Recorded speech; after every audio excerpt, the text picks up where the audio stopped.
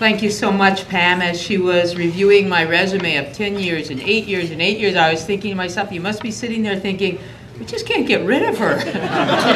Won't go away. Well, I'm excited to be home always, and especially excited to be here with my friends from the Chamber of Commerce. The most important focus for me will be on the economy and jobs.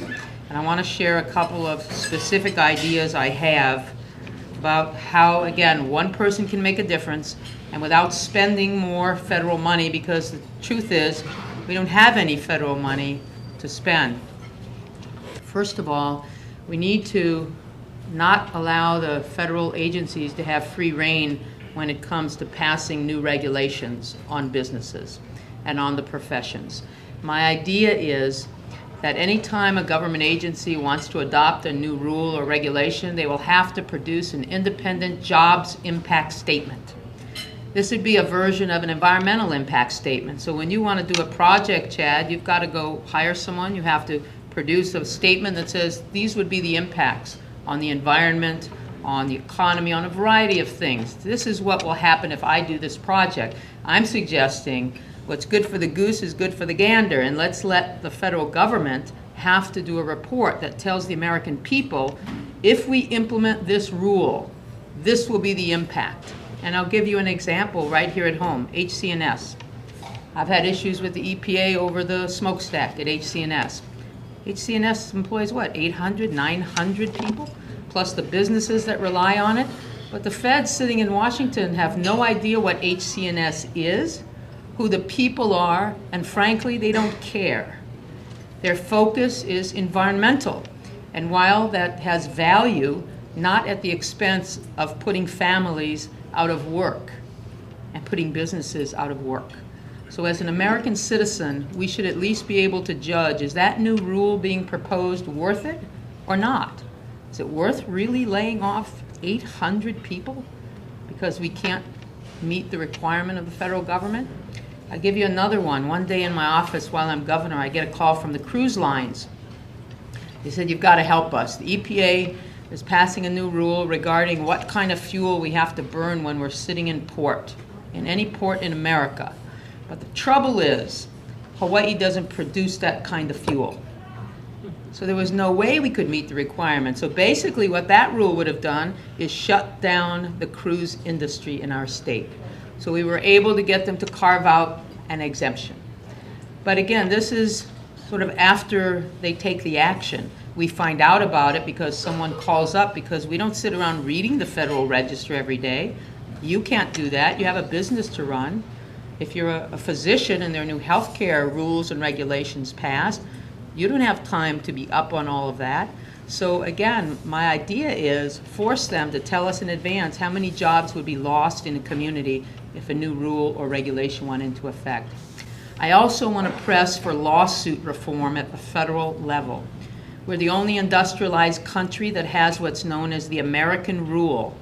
And what that is, says any person can go file a lawsuit on any company or any other individual, and if they lose, there's no downside, there's no penalty. So there can be a project that 95% of the people in a community support. It's going to create 1,000 new jobs, it's going to stimulate the economy, it's going to create spin-off businesses. One person can go in and file a lawsuit, and it's stopped right there. And it can go on for years. And if the person loses who filed the suit, which they likely will, because these are usually stalling actions, they're not really bona fide issues. If they lose, well, that's all, they just lose, they go on to the next lawsuit. There is no other country, industrialized country, that operates like that. There has to be some downside risk to a person using the court system to advance ideology rather than truly redress an injustice that was done.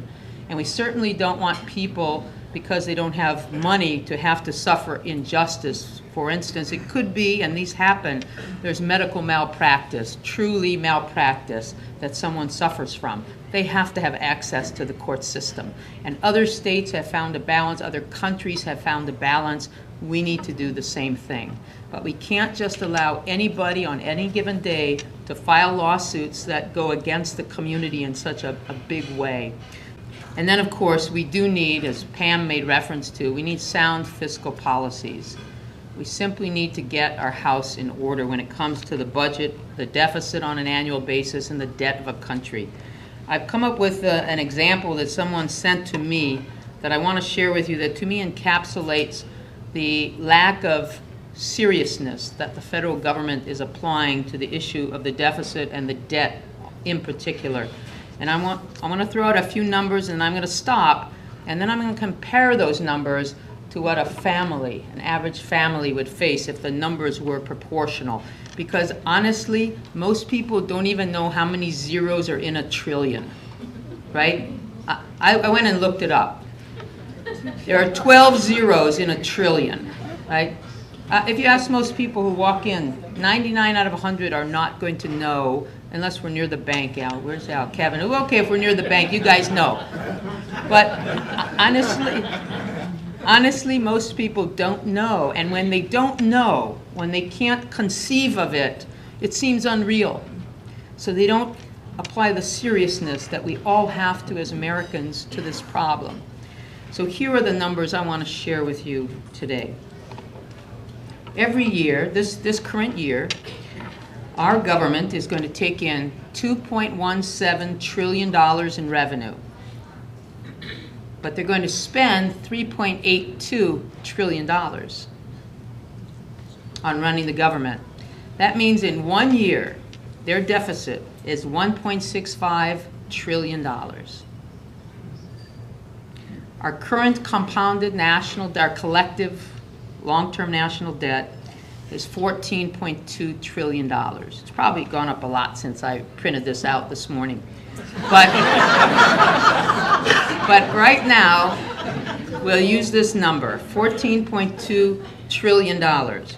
Now, during the summer, when the debt ceiling debate was going on, you remember all the discussion that went on? And it was all centered around, well, we won't raise the debt ceiling unless everyone agrees to cut expenses. Remember all that discussion? And they did cut expenses. You know how much they cut? And it seemed like a really big number. They cut $38.5 billion. So that's a fair amount of money, right? All right, well, let's look at it if it was just a family earning a minimum wage kind of family. And there are many of them, and they're struggling all across the country. So I removed 8 zeros from the example, and this family's income per year is $21,700. So instead of annual revenue of $2.17 trillion, $21,700 is what the family earns in a year. But they spend every year $38,200. So every year that family is taking on $16,500 in new debt.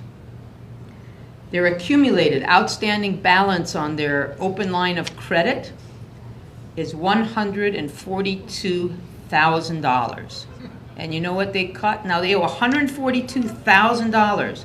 They cut from their budget $385. That is the equivalent to what the federal government did. And this example lets people really focus on what has happened, that people aren't taking it seriously. If you owed $142,000 and you looked ahead for the next year, said, okay, I've got to cut back because I've got to pay down my debt, and all you could come up with was $385. You couldn't pay it off in your lifetime. Well, that's the sad part of our national debt. Neither can we. So that means the children and the grandchildren, your children and your grandchildren, will be trying to pay for this, and that means their standard of living will have to come down because they'll have to use so much money for debt. And the sad thing about this, unlike the debt that we took on in the county government, we would go out and we would sell bonds, but we would build a Kia Aquatic Center, or we'd build Keopulani Park, or we'd fix the roads to Hana, or we'd go on the backside to Kaupo and level those roads and make them smoother.